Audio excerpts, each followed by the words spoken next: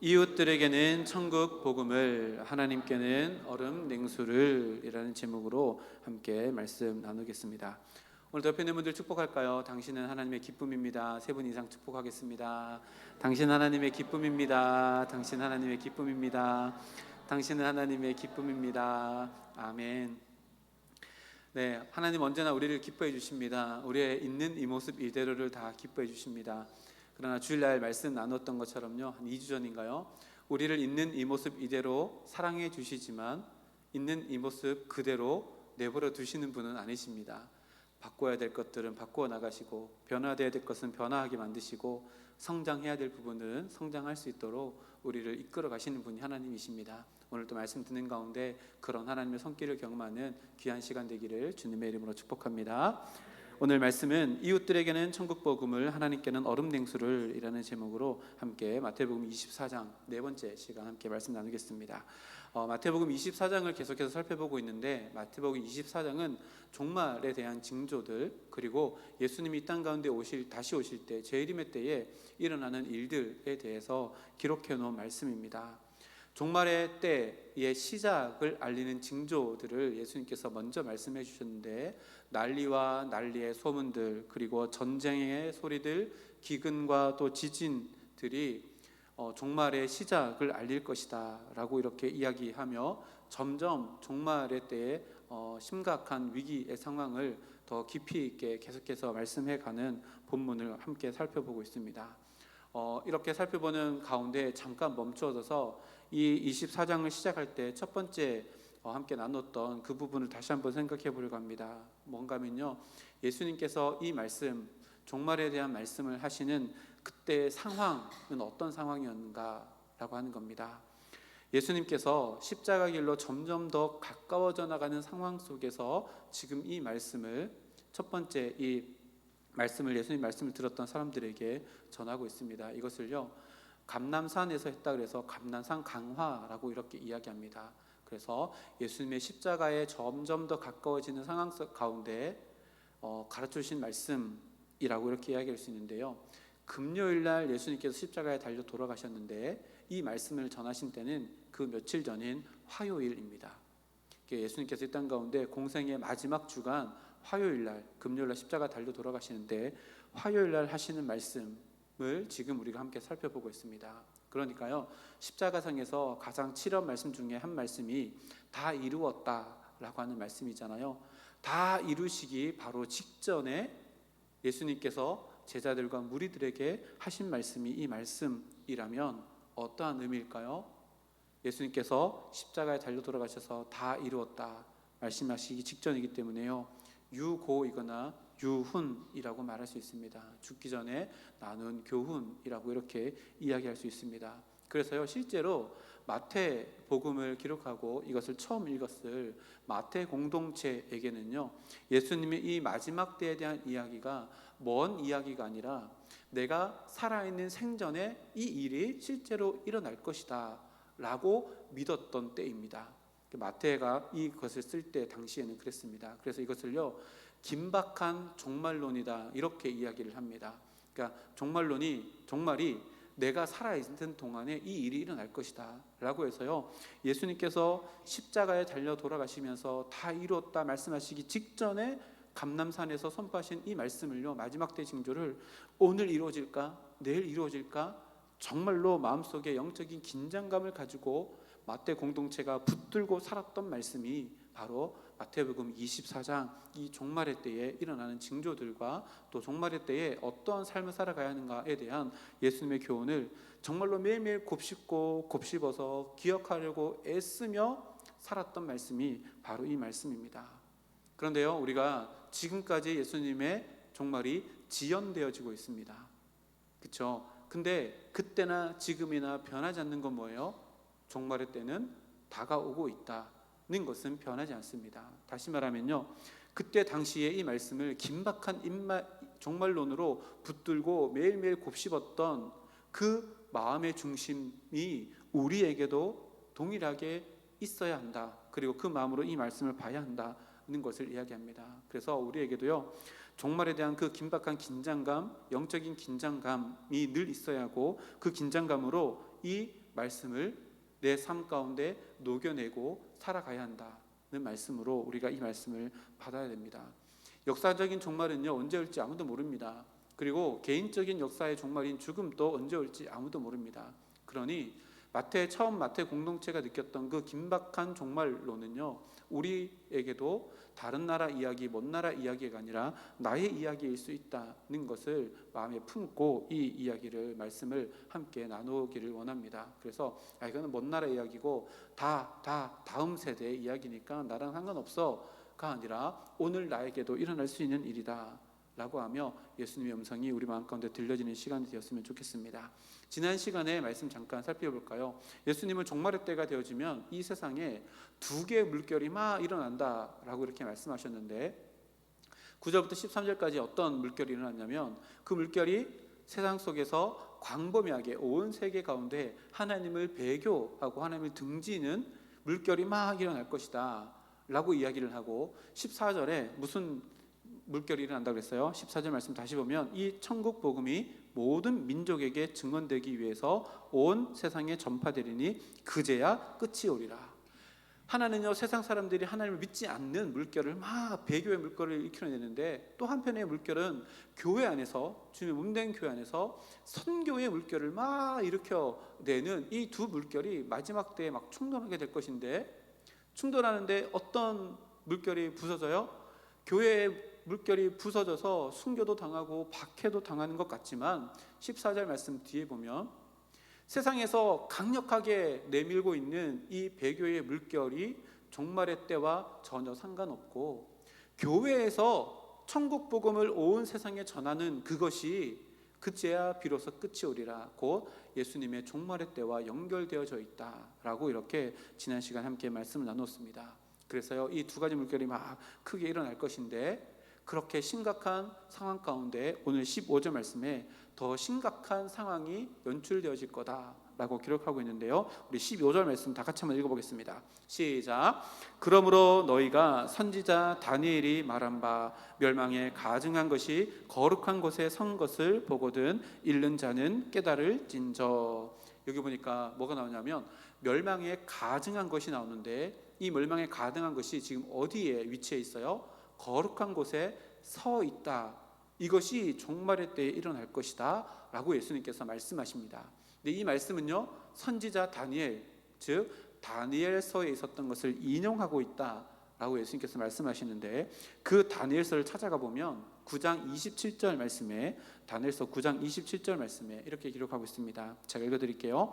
그가 장차 많은 사람들과 더불어 한 이레 동안의 언약을 굳게 맺고 그가 그 이레의 절반의 제사와 예물을 금지할 것이며 또 포악하여 가증한 것이 날개를 의지하여 설 것이며 또 이미 정한 종말까지 진노가 황폐하게 하는 자에게 쏟아지리라 하였느니라 하니라. 여기 보니까 중간에 포악하여 가증한 것이 날개를 의지하여 섰다라고 하는 이 부분을 예수님께서 인용하셔서 기록해 놓고 있습니다. 그래서 이것이 도대체 무엇을 의미하는가?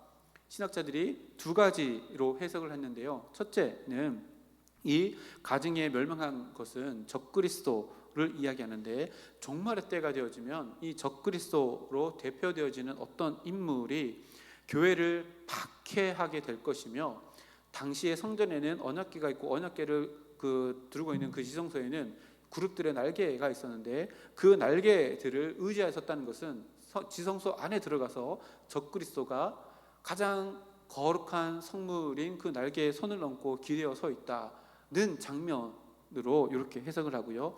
또 하나의 해석은 뭐냐면 이 날개를 성전 안에 있는 날개가 아니라 적그리스도가 펼치는 영향력, 그 날개의 영향력이 온 세상에 미쳐서 그 모든 세상을 지배하는 때가 올 것이다.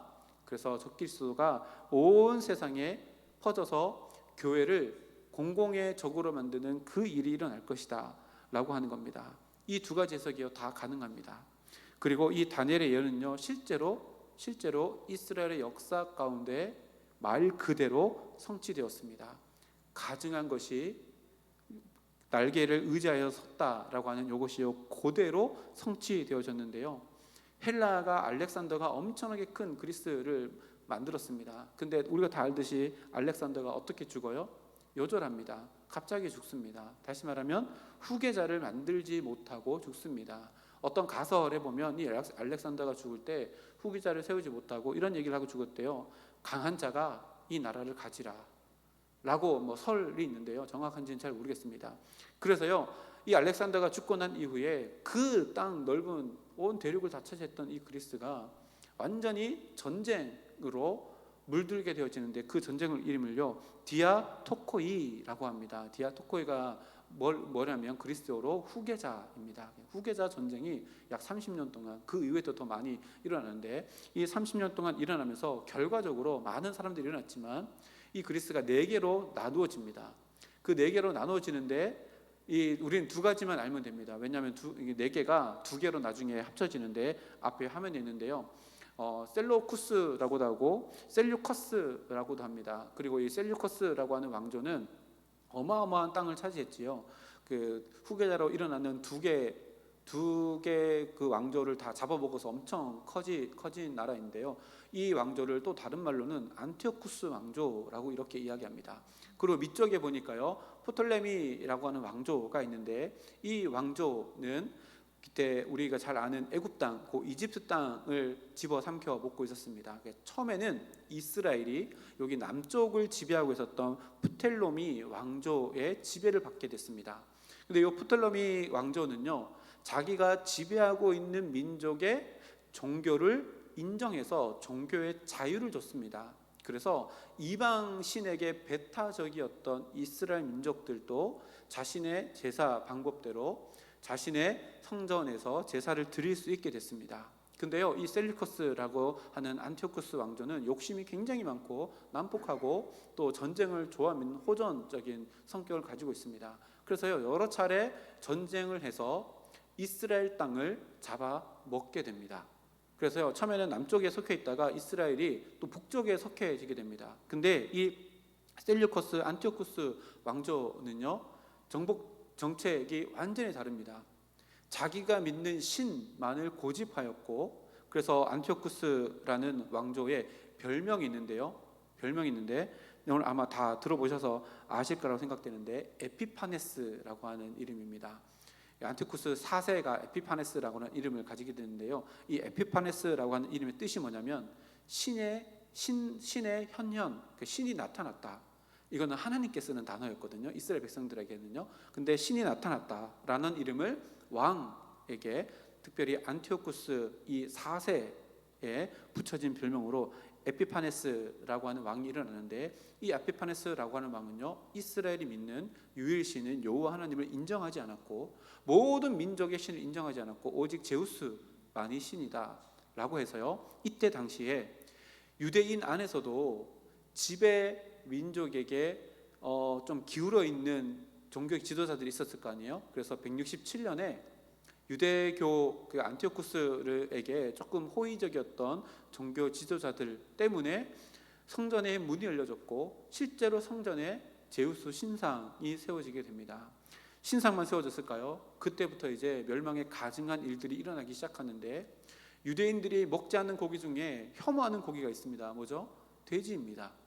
왜냐하면 레위기 11장에 보면 먹지 못하는 동물 중에 쪽이 갈라지고 해서 먹지 못하는 게 이 돼지거든요. 돼지를 혐오합니다. 그래서 이스라엘 백성들은 하나님께 제사를 드릴 때 소나 양 같은 것들로 제사를 드리지 절대로 돼지로 제사를 드리지 않습니다. 근데 이 안티오쿠스 4세 에피파네스는 제우스 신에게 제사를 드릴 때 돼지로 제사를 드렸는데, 그 돼지를 어디서 잡았냐면 성전의 제단에서 돼지를 잡았을 뿐만 아니라 돼지 피를 성전에 뿌리게 되는 일이 일어납니다.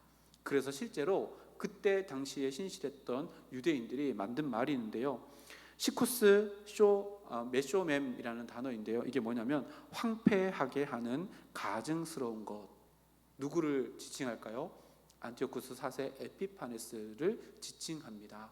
그래서 이것이 역사적인 트라우마로 유대 민족에게 남게 되었고, 그로 말미암아 적그리스도라고 하면 안티오쿠스 에피파네스라고 하는 트라우마가 생길 만큼 이 사건이 바벨론 땅에 있었던 다니엘에게 예언되었다가 실제로 안티오쿠스 에피파네스를 통해서 이스라엘 역사 가운데 일어나는 일이 생기게 되어집니다. 그래서 이 일로 말미암아 마카비라고 별명하는 마카비가 망치거든요. 유대인의 왕족이 일어나게 돼서 반란을 일으켜서 성전을 정화하는 사건이 또 일어납니다. 그래서 이렇게 분열의 시기에 잠깐 동안 한 100년 동안 유대 민족이 독립을 선언하는 때가 있습니다. 그때가 마카비 왕조가 유대를 그 안티오쿠스 에피파네스를 물려내고 지냈던 때입니다. 그리고 이때 생겼던 절기가 있습니다. 뭘까요? 수전절입니다. 수전절이 뭘까요? 성전을 정화한다는 겁니다. 왜 성전을 정화했을까요? 안티오쿠스 에피파네스가 성전을 되짚이러 더럽혔기 때문에 성전을 정화하는 예식을 해가지고 수전절이라는 규례가 절기가 생기게 됐습니다. 예수님께서도요, 수전절이 겨울인데 겨울에 솔로몬의 행각에서 거닐면서 생각이 잠겼다. 이 공생 기간 가운데 그런 일이 있는데요. 이런 역사를 가지고 있습니다. 그래서 다니엘서 9장 27절 말씀에 가오는 멸망에 가증한 것, 이거는요 실제로 이스라엘 역사 가운데 일어난 일임과 동시에 이중적인 예언을 가지고 있지요. 예수님께서 이것을 인용했다는 것은 이미 이 일은 일어났는데 그 이후에 또 종말의 때에도 그 적그리스도가 교회에게 이렇게 혐오스러운 일들을 만들어 나가는 때가 일어날 것이다 라고 예수님께서 이것을 인용했다는 겁니다. 그러니까 뭐예요? 그때 당시에 안티오쿠스 에피파네스가 이스라엘을 점령하고 있을 때요, 교회 곧 그때 당시에 성전, 유대교 아니면 이스라엘 백성들이 믿는 그 종교는요 뭐였어요? 공공의 적이었습니다. 왜요? 한 나라의 수장이 야 제우스만 섬겨라고 했는데 여호와 하나님을 섬기고 있으니 공공의 적이 된 겁니다. 근데 그런 상황들이 종말의 때에도 일어나게 될 것이다 라고 이렇게 이야기합니다. 혹시 이렇게 종말에 대한 이야기를 성경 속에서 일러라면 어떤 마음이 드시는가요? 두려운 마음이 드시죠. 야, 그때 우리가 어떻게 생활하고 어떻게 살아가야 되는가, 이런 생각들이 듭니다. 그리고 우리 나라에도 그렇고요, 전 세계에 일어나는 일들을 보면 정말로 종말이 가까워지고 있다라는 경각심을 느끼게 되어져서 진짜 이렇게 적그리스도가 나타난다면 우리가 어떻게 살아가야 되는가라고 하는 두려움이 느껴지지만요, 아까 우리가 찾았던 다니엘서 9장 27절을 다시 보면요 조금 포인트를 다르게 해서 멸망에 가증한 것의 포인트가 아니라 그 뒷부분의 포인트를 두고 읽으면 조금 다릅니다. 제가 다시 한번 읽어드릴게요. 그가 장차 많은 사람들과 더불어 한 이레 동안의 언약을 굳게 맺고 그가 그 이레의 절반의 제사와 예물을 금지할 것이며 또 포악하여 가증한 것이 날개를 의지하여 설 것이며, 여기까지만 보면 보세요. 지금 이건 예언이잖아요. 예언하시는 분 누구세요? 다니엘을 통해서 하나님께서 예언하고 계시는데 앞으로 일어날 모든 것들을 다 예언하시는데 그 예언 안에 적그리스도로 상징되어지는 멸망에 가증한 것들까지도, 그들이 행할 일들까지도 하나님께서 예언하고 계시다. 다시 말하면 하나님의 통치 안에 있다는 것을 예언하고 있는 겁니다. 그리고 빨간색 글씨 한번 읽어볼까요? 또부터 시작. 또 이미 정한 종말까지 진노가 황폐하게 하는 자에게 쏟아지리라 하였느니라 하니라. 아멘. 뭐예요? 종말의 때가 있는데 이 때는 하나님께서 모든 구속의 역사의 주관자 되시는 하나님께서 이미 정한 때가 있고, 그 때가 되어지면 뭐예요? 마지막 줄에 진노가 준비되어져 있는데 이 진노가 황폐하게 하는 자에게 쏟아진대요. 이 황폐하게 하는 자는 누구예요? 앞에 있는 포악하여서 가증한 것, 멸망에 가증한 것, 그 위에 하나님께서 이미 준비해 놓으신 진노가 쏟아진다라고 예언하고 있는 말씀입니다. 그러니요, 하나님을 믿는 우리는 이 말씀을 읽을 때 포인트를 어디 둬야 되냐면, 야, 적그리스도가 일어났는데 큰일 났다, 두렵다가 아니라 그 다음에 그 적그리스도를 하나님의 손바닥 위에 올려놓고 그 때도 정하시고 진노도 이미 예비하셔서 날뛰게 놔뒀다가 결국에는 그 모든 악한 세력들을 다 물리치시는 승리 하나님께 우리의 초점을 내드린다면 우리는요, 마지막 때가 되어진다는 것이 두려움으로 받는 것이 아니라 전혀 다르게 종말의 때를 기다릴 수 있다라고 하는 말씀으로 받을 수 있습니다. 즉 종말의 때가 되어지면요, 적그리스도가 활개를 칩니다. 교회 안까지 들어와서 교회를 안에 혐오스럽게 신성 모독하는 일들이 막 일어나서 막 날개칩니다. 그런데요, 하나님께서 분명히 말씀하십니다. 그가 그렇게 활개치는 기간은, 그때는 하나님께서 정하신 때 안에서만 가능한 일이고, 그 이후에는 하나님의 놀라운 회복과 완전케 하시는 구속하심이 일어날 것이다 라고 말씀해 놓으십니다. 그러니까요, 우리가 성경을 읽다가 종말의 때에 대해서 이야기가 나오면 야, 진짜 이런 상황 가운데 어떻게 살아갈까 두려움이 아니라 이 모든 상황을 붙들고 계시는 하나님을 더욱더 바라보고 의지하며, 종말의 때는 나에게 두려움의 때가 아니라 종말의 때는 궁극적으로 구속의 역사가 나에게 완성되어지는 감격의 때가 될 것이다 라고 하는 신앙의 고백으로 살아갈 수 있는 우리 모두가 되기를 주님의 이름으로 축복합니다. 종말의 때는 언제라고요? 두려움의 때가 아니라 감격의 때입니다. 우리에게 구원이 완성되어지는 때이기 때문에 그렇습니다. 그래서 예수님은요 15절 하반절에 관로 안에 이렇게 당부하십니다. 관로 안에 뭐라고 나와요? 잃는 자는 깨달을진저 라고 나옵니다. 잃는 자는 깨달을진저. 신약 성경이나 구약 성경에 보면, 특별히 신약 성경에 보면 이 관로 안에 들어가 있는 구절들이 많습니다. 대표적인 구절이 있죠. 관로 안에 있는 거 뭘까요? 주기도문에 보면 마지막에 보면 관로 안에 들어가 있는 성령이 있습니다. 예, 주기도문 안에 마지막에 성령 부분은요, 원래 예수님께서 가르쳐주신 주기도문에 속해 있는 것이 아니라 초대교회가 주기도문을 가르쳐주신 그 주기도문을 기도하면서 이 기도에 대한 화답으로 불렀던 것이 성경 안으로 포함되어서 관로를 넣어서, 이것은 주님께서 하신 말씀이 아니다 할지라도 성경에 들어가기에 합당하다라고 해서 정경에 포함되어 있습니다. 그때 관호를 쓰는데요, 여기에 있는 관로는 제가 주석을 여러 가지를 찾아봐도 이 관로는 삭제하는 게 맞다라고 하는 것이요 대부분의 주장입니다. 왜냐하면 이 구절은 다니엘서를 인용한 구절이기 때문에요. 인용한 구절이기 때문에 관로가 필요가 없습니다. 오늘 읽었던 다니엘에 인용했던 구절이 9장 27절인데 요 선언이 25절부터 시작되어지거든요. 다니엘서 9장 25절 말씀해 보면 이렇게 시작합니다. 그러므로 한 장 더, 한 번 더 넘겨주세요. 25절 그러므로 너는 깨달아 알지니라 라고 하고 그 멸망에 가증한 것에 대한 이야기가 연결되어집니다. 다시 말하면 읽어서 깨달아라 라고 하는 것은요 이미 다니엘서에서 기록되어져 있는 말씀이고 이것을 그대로 인용했다라고 하는 것이 맞습니다. 그러면 예수님께서 많은 말씀 가운데 빠뜨리지 않고 이것을 인용했다는 것은 이 말씀을 통해서 우리에게도 하시고자 하신 말씀이 있다는 거로 해석되어질 수 있잖아요. 오늘 본문을 보면 잃는 자는 깨달을지어다 라고 이렇게 나오는데, 잃는 것과 깨닫는 것을 구분하여서 순차적으로 예수님께서 우리들에게 명령하고 계시는데, 잃는 것에 그치지 않고 깨닫는 것까지 나아가라 라고 하는 겉면이고, 잃는 자에서 깨닫는 자로 살아가라 라고 요청하시는 말씀이 바로 오늘 15절 하반절의 말씀입니다. 여기서 읽는다는 것은요 단순히 글을 읽는 것이 아니라 그 글 속에 담겨진 의미를 정확히 인식한다라고 하는 의미를 가지고 있고요, 깨닫는다라고 하는 것은 그 정확한 인식이 올바른 실행으로 이어지는 것을 의미하는 것이 이 깨닫는다라고 하는 것을 의미합니다. 그래서 우리가 이것을 아는 것에서 사는 것으로 살아가야 된다, 이렇게 우리가 표현하기도 하잖아요. 깨닫는다라고 하는 단어가 헬라어로 노에오라고 하는 단어인데 겉으로 보이는 현상 너머에 있는 본질이나 숨겨져 있는 뜻을 지각하고 파악하는 과정을 깨닫는다는 것으로 이렇게 이해되어집니다. 풀어서 설명하면 이렇습니다. 우리가 이 시대를 살아갑니다.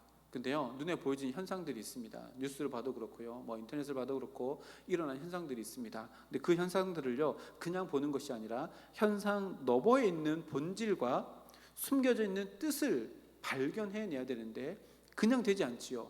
우리가 성경적인 가치관을 가지고 창조주 하나님을 믿는 그 신앙을 가지고 눈에 일어나는 현상들을 바라보고 그 안에 왜 이런 일이 일어나고 있는가라고 하는 영적인 흐름을 깨닫고 그 흐름을 인지한 상태에서 오늘을 어떻게 살아갈 것인가, 이것이 깨닫는다라고 하는 것을 이야기합니다. 자, 예수님께서 깨달으라고 하는 게 뭐예요?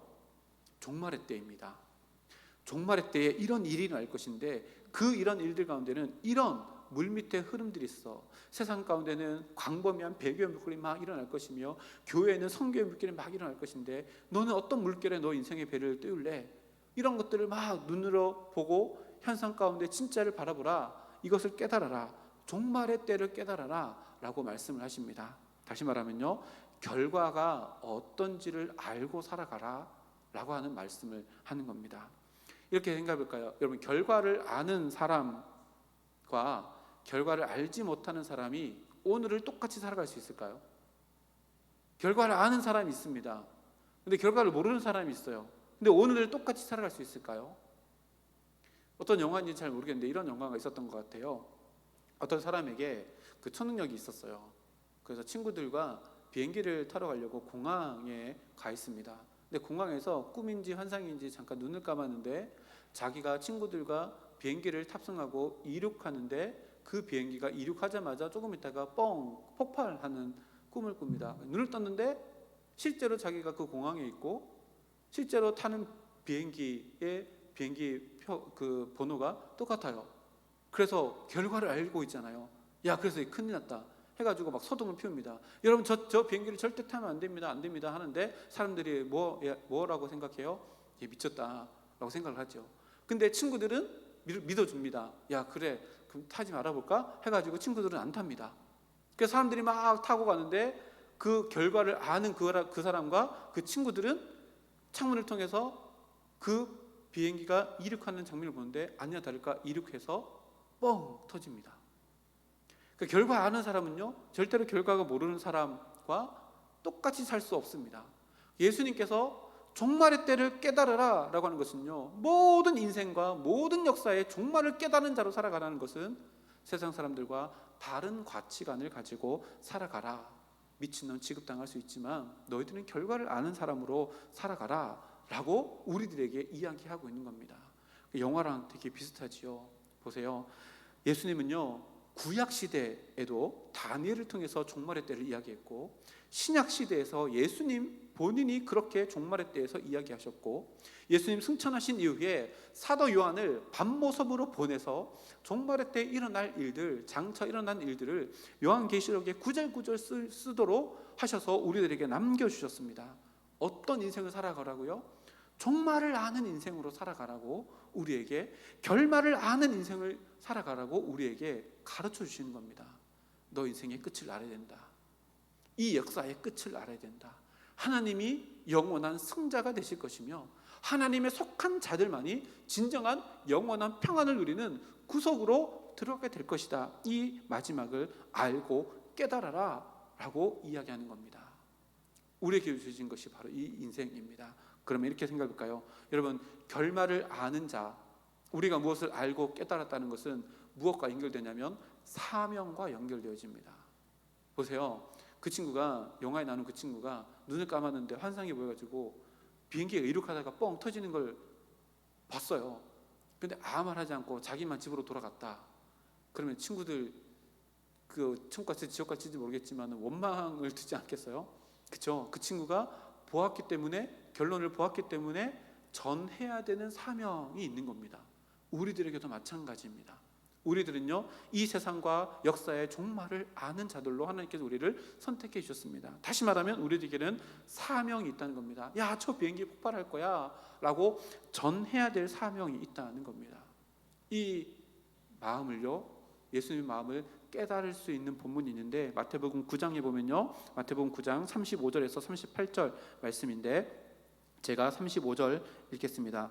우리 그 앞에 화면 보시고 36절을 읽어주시면 되겠습니다. 마태복음 9장 35절에서 38절인데 36절까지 보겠습니다. 네, 제가 35절 먼저 볼게요. 예수께서 모든 도시와 마을에 두루 다니사 그들의 회당에서 가르치시며 천국 복음을 전파하시며 모든 병과 모든 약한 것을 고치시니라. 36절 시작.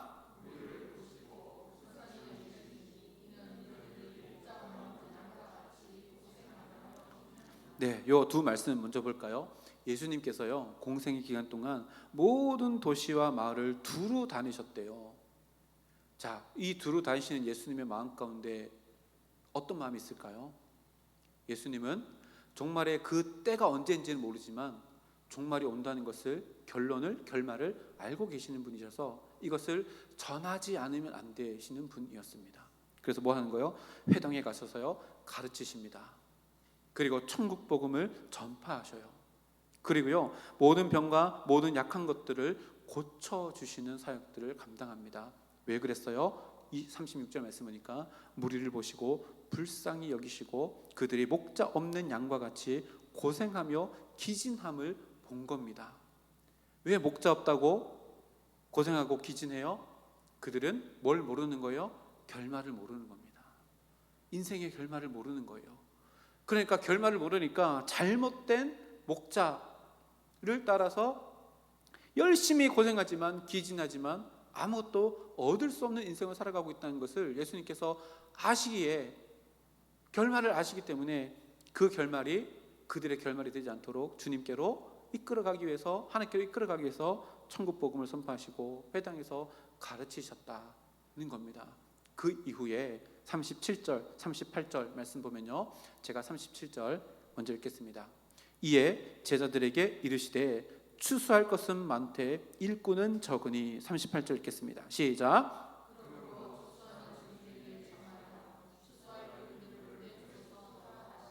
아멘.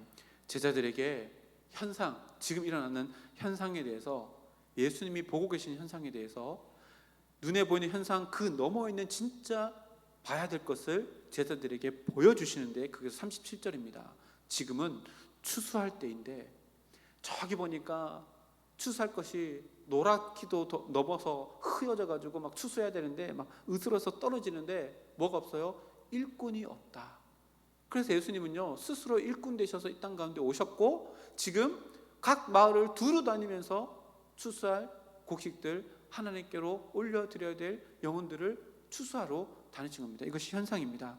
예준아 다시 한번 띄워줄래요? 38절 말씀 보면, 그래서 예수님께서요 이런 현상 가운데 니네들이 어떻게 기도해야 되는지 마땅히 기도해야 될 기도 제목도 가르쳐 주시는데, 추수하는 주인에게 청하여 뭐 하는 거예요? 기도하라는 거예요. 추수하는 주인에게 기도하라는 거예요. 뭐라고 기도하냐면 추수한 일꾼을 보내주소서. 쉽게 말하면 뭐예요? 나를 보내주십시오. 내가 그 일을 감당하겠습니다. 나도 예수님처럼 종말의 때 결론을 아는 자이기에 저도 사명자이니 나를 보내주십시오 라고 기도하는 것이 종말의 때에 그리스도인들이 하나님께 올려드려야 될 마땅한 기도다라고 예수님께서 가르쳐 주시는 겁니다. 다들 아시겠지만 제 블로그 이름이 따뜻한 얼음 냉수입니다. 이 말씀 어디서 따왔게요? 잠언서 25장 13절 말씀입니다. 앞에 화면에 있는데요. 앞에 화면에 한번 읽어볼까요? 이거 말고 한 장 더 넘기세요. 네, 같이 읽어보겠습니다. 시작. 충성된 사자는 그를 보낸 이에게 마치 추수하는 날의 얼음 냉수 같아서 능히 그 주인의 마음을 시원하게 하느니라. 아멘. 제가 목회하면서 늘 붙들고 있는 말씀입니다. 전 진짜 이런 제 인생을 다 살고 주님께 딱 갔을 때 이런 칭찬 받으면 진짜 너무 행복할 것 같아요. 오늘 말씀 보니까 뭐라 나오냐면 충성된 사자는 그냥 사자가 아니라 충성된 사자인데요, 그를 보낸 이에게 어떤 존재냐면 추수하는 날의 얼음 냉수 같은 존재래요. 추수하는 날의 얼음 냉수 같은 존재.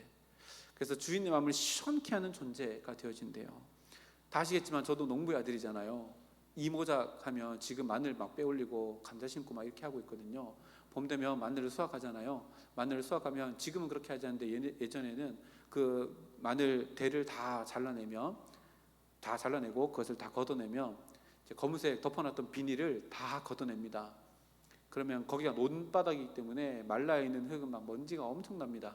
그러면 그 반은 심겨 있고 반은 보여지는 양파들이 막 이렇게 올록볼록하게 엠복시처럼 막 나와 있거든요. 그러면 그걸 하나씩 다 뜯습니다. 다 뜯으면 밭에 이렇게 막 그 모였을 거 아니에요. 그러면 여러분 다 아시는 그 빨간색 망을 가지고 가가지고 하나씩 집어넣습니다. 원래 20kg를 맞춰야 되는데 20kg만 딱 맞추면 얘가 재놨다가 말라가지고 몇 킬로씩 빠집니다. 그래서요 22kg, 23kg를 맞춰가지고 묶어가지고 합니다. 그거 할 때요 마른 논바닥에서 그걸 작업하기 때문에요 마스크를 써도 얼굴에 있는 구멍에는 전부 다 이게 먼지가 들어가 가지고요. 그 먼지가 들어간 것도 들어가지만 콧물과 함께 나오기도 하고 막 그래가지고 온 막 범벅이 됐습니다. 그래서 쉬는 시간에 세찬 먹을 때 코를 풀면요 막 시커먼 덩어리가 상상하지 마시고 막 덩어리가 막 나옵니다. 그때 시원한 물 한 잔 먹으면 진짜 그 청량감은 이제 잊을 수가 없습니다. 그래서 가을에도 마찬가지잖아요. 그렇게 해서 모를 심고 놓고 가을에 할 때도 예전에는 콤바인이 좋지 않아 가지고요. 아버지가 운전하시면은 제가 옆에 타가지고 쌀자루 옆에 열고 지퍼 딱 열고 열버 딱 내리면 쌀이 막 떨어집니다. 근데 그 쌀이 떨어지면서 포대에 담기면서 먼지가 막 일어나면 코에 막 들어갑니다. 눈에 막 들어가면 따갑고 얼굴에 묻었는데 이렇게 하면은 막 이게 막 그 까슬까슬해서 막 따갑습니다. 그러면 40kg 딱 차면 레버 딱 올리고 지퍼 잠궈가지고 논바닥에 던져 놓습니다.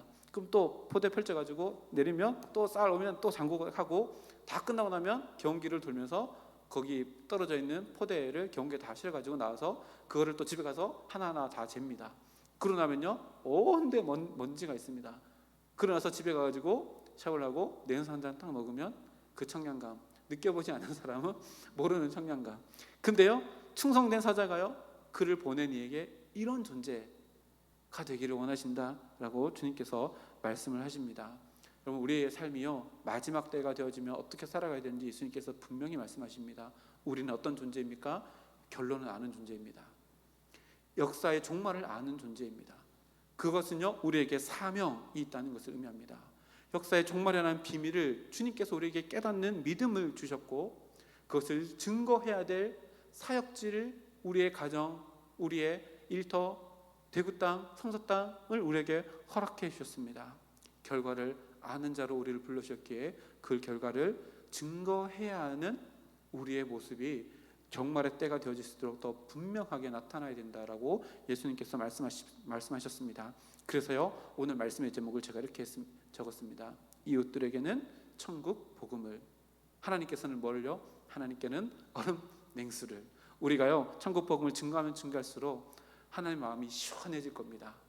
추수한 날에 마치 얼음 냉수와 같이 주인의 마음을 시원케 하는 충성된 사자는요 종말을 아는 자로 살아가며 나만 아는 것에서 그치는 것이 아니라 그것을 모르는 자들에게 증거하며 이웃들에게 천국 복음을 전하는 자라고 말씀에 기록합니다. 우리의 삶이 이런 삶이 되어서 종말의 때에 하나님 앞에 내가 섰을 때에 잘했다 충성된 종이라 칭찬받을 뿐만 아니라 내가 네 때문에 속이 시원했다 이런 칭찬받을 수 있는 우리 모두가 되기를 주님의 이름으로 축복합니다. 함께 기도하겠습니다. 살아계신 주님 감사합니다. 오늘 또 저희들 말씀 안으로 인도해 주시고 그 말씀의 빛이 우리를 비추어 나가며 또 말씀이 만들어가는 길을 발견하고 그 길을 걸어갈 수 있는 힘을 더하여 주심을 감사드립니다. 세상을 바라볼 때에 일어난 현상들, 그 현상들만 바라보는 것이 아니라 현상 속에 숨겨져 있는 종말의 때로 향해 역사가 흘러가고 있다는 것을 볼 수 있는 믿음의 눈을, 영적인 눈을 우리에게 허락해 주심을 감사드립니다. 하나님 그 눈으로 예수님의 마음을 품고 잃어버린 제 백성들에게 하나님의 말씀을 증거하며 천국 복음을 증거할 수 있는 저희들의 삶이 될 수 있도록 주여 함께해 주셔서 잠언에 기록된 그 충성스러운 사자가 내 삶을 설명하는 구절이 되어지기를 간절히 소망하며 살아가는 우리가 될 수 있도록 주여 함께하여 주시옵소서. 종말의 때가 되어질 때에 우리 속에 있는 그 빛이 사그라들지 않고 세상 가운데 더 강렬하게 비추어 나가 종말의 때를 앞당기는 교회에서 일으키는 선교의 물결을 내 삶을 통해 일으켜 세워나가는 우리의 모든 삶이 되어지고 우리 성서중앙교회가 되어질 수 있도록 주여 함께하여 주시옵소서. 그래서 주님 앞에 섰을 때에 잘했다 칭찬받는 충성된 종이라 칭찬받는 저희들 될 수 있도록 도와주시옵고 매일매일의 삶 속에서 하나님의 마음을 시원케 하는 추수한 날의 얼음 냉수와 같은 존재로 살아가는 우리 모두가 되어질 수 있도록 주여 함께하여 주시옵소서. 아버지 하나님 오늘 이봉학 장로님 수술 잘 마칠 수 있도록 인도해 주심을 감사드립니다. 그리고 이점순 집사님 회복할 수 있도록 인도해 주심을 감사드립니다. 병상에 누워있는 우리 모든 우리 성수장님께 속한 모든 권속들 주님께서 늘 굽어 살피시며 인도하시며 보호하시는 줄 믿사오니 늘 기쁨의 소식들이 오고 가는 아름다운 관계가 될 수 있도록 주여 인도해 주시옵고 하나님께서 세우시는 우리 성서중앙교회가 되어 구역구역마다 성령이 하나 되게 하시는 아름다움이 나타나고 증거되어져 이 세상 가운데 평안이 필요한 자들에게 안식처가 되어줄 수 있는 우리 성서중앙교회가 되도록 인도하여 주시옵소서. 감사드리며 예수님의 이름으로 기도드립니다. 아멘.